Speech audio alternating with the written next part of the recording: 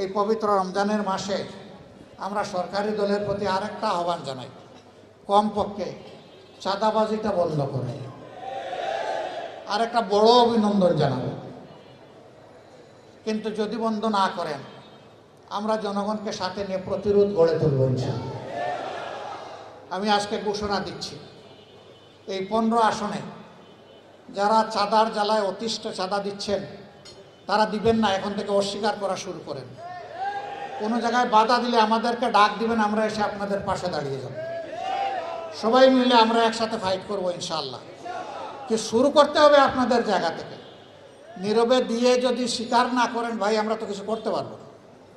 প্রতিরোধ, প্রথমে প্রতিবাদ, তারপরে প্রতিরোধ ইনশাআল্লাহ। আমরা এইভাবেই চালিয়ে যাব।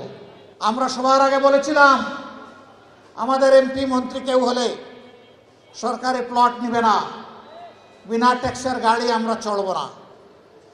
আলহামদুলিল্লাহ, আমাদের রাস্তা ধরে সরকারি দল একই ঘোষণা দিয়েছে, তাদেরকে অভিনন্দন। আমরা বলেছিলাম, প্রবাসে রিমিটেন্স যোদ্ধারা মারা যাওয়ার পরে তাদের লাশ নিয়ে টানাটানি ঠেলাঠেলি হবে না।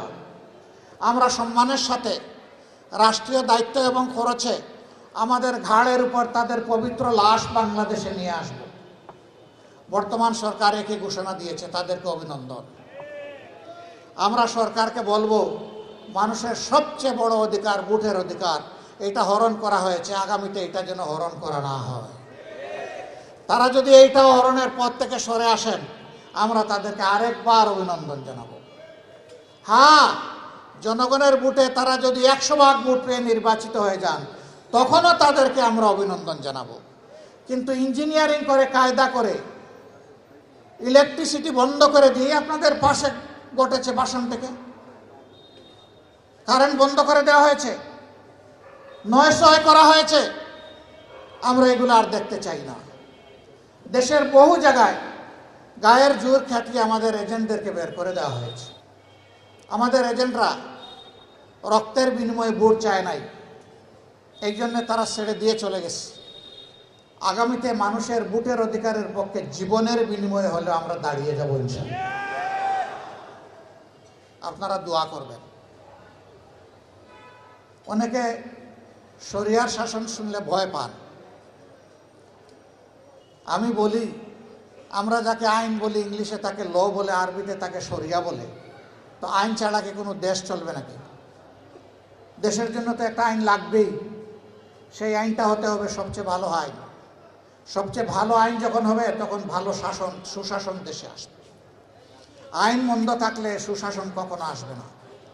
সম্মানিত বন্ধুগণ, আমি কথা দিয়েছিলাম যে আমরা নির্বাচিত হলে এখানে সবাই মিলে পরামর্শ করে এই আসনের সমস্যাগুলো ইনশাল্লাহ আমরা দূর করব। আমি কথা দিয়েছিলাম, যদি বাংলাদেশে সরকার গঠনের সুযোগ আমরা পাই, তাহলে সারা দেশে একই কাজ করব। আমি কথা বলেছিলাম যে মাসে একদিন আপনাদের সরাসরি মুখোমুখি হব, আপনাদের কথা শুনবো, আপনাদের প্রশ্ন শুনবো, আপনাদের সমালোচনা শুনবো, আপনাদের পরামর্শ শুনবো।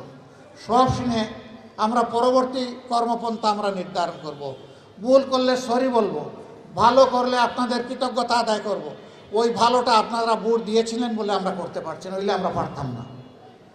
এটা আপনাদের হক, আপনাদের কাছে কৃতজ্ঞ থাকা আমাদের দায়িত্ব।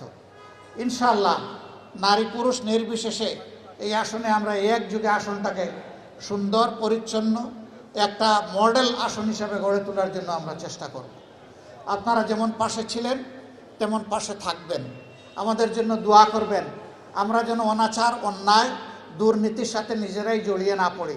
আমাদের একজন সমর্থকের